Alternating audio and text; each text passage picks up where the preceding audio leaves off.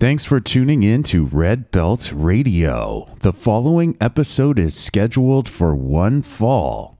I'm Jason, and this show is dedicated to World Wonder Ring Stardom.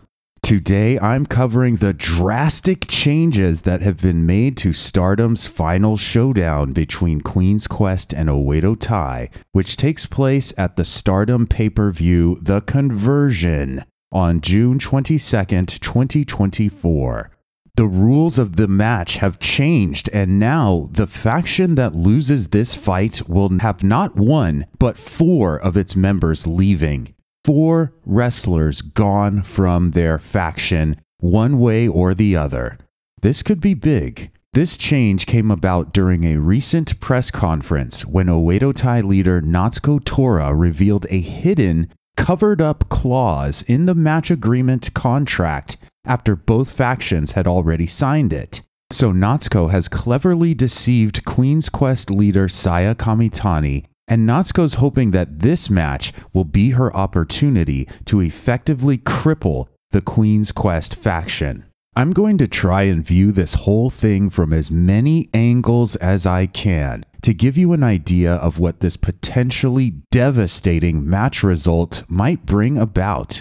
If you find these transmissions valuable, please give this a like, subscribe to the channel, or leave a comment to let me know what you think. I want to start this by trying to manage your expectations and mine. Last year, when Queen's Quest and Oedo Tai fought each other under circumstances similar to these, almost no one was able to accurately predict the correct result ahead of time.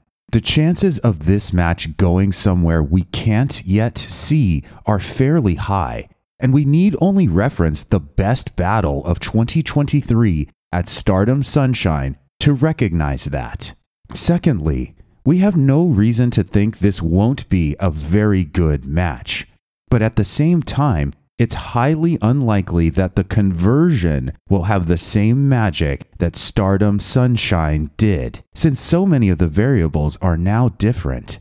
So again, to set the table, this match will be good, but it probably won't hit the same highs as last year's Stardom Sunshine. Moreover, there will probably be aspects of this match we don't see coming. I'm going to start with one of the possibilities I find most interesting, which is Oedo Tai losing the match and being devastated by the stipulation that they themselves engineered. So why would Stardom have Oedo Tai lose to Queen's Quest again? Isn't that the exact thing that happened last year? The answer is yes, and that might precisely be the point. We have to keep in mind that the stories of 2023 didn't get to be told as intended. The roster was horribly injured, tournament plans were revamped, titles were vacated. So yes, an Oedo Tai loss would put us in a similar spot to where we were around this time in 2023, because we didn't actually get to see where 2023 was going to go. Sometimes when your plans fall apart, you pick up the pieces and try to put them back together, rather than scrapping them forever. And maybe for those plans to work, the story needs to start with Queen's Quest feeling like they're on top of the world. Reports from last year strongly implied that Saya Kamitani was supposed to win the 5-star Grand Prix tournament last year, but she was injured on the opening night.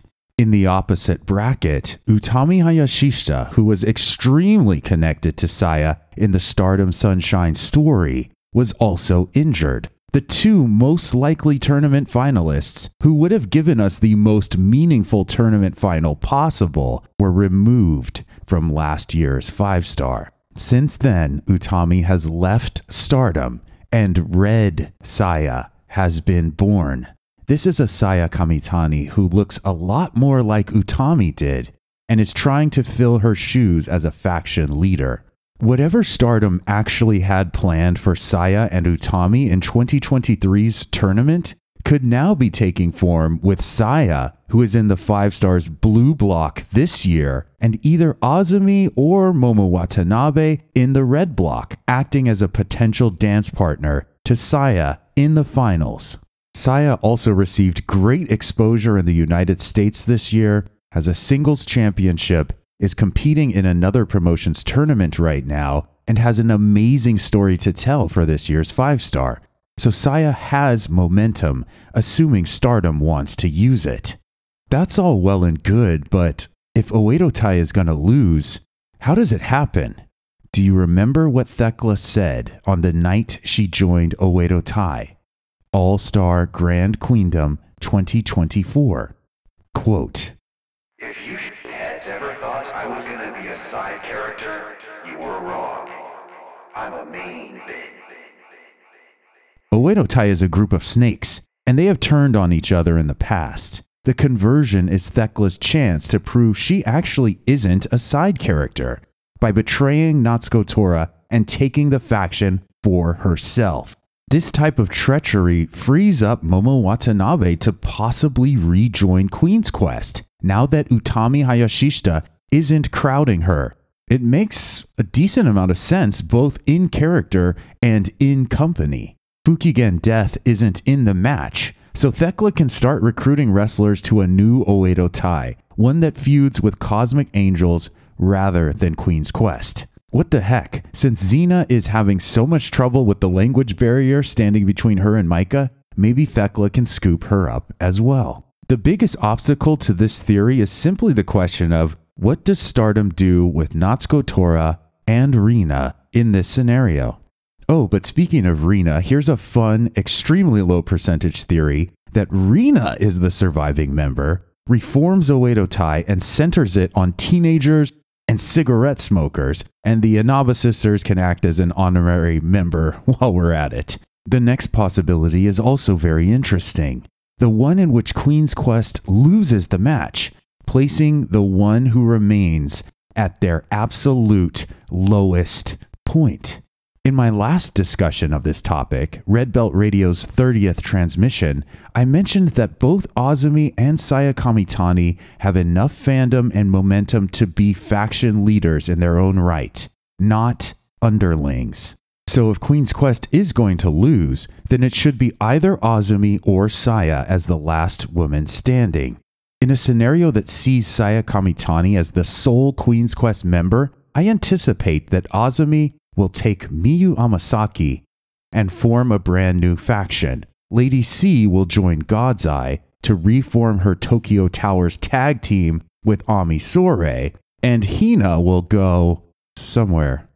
I could see Saya spending the next house shows sort of in a place that Starlight Kid was just in, desperate to find alliances and teaming with all sorts of people. To me, the most logical people to join Red Saya's Queen's Quest are Momo Watanabe and Rion. Conversely, if Azumi is inheriting Queen's Quest, she can't be on a tag team with Miyu Amasaki anymore, which sucks. And she just generally doesn't have many tag team options, except for possibly Momo Watanabe.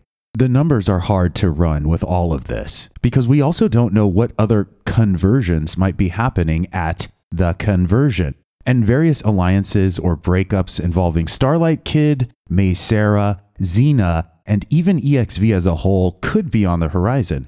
Lastly, I'll address the possibilities of either A, a non-finish, like a double countout or something, or B, one of these factions actually disbanding altogether rather than trying to rebuild their team after the match is over.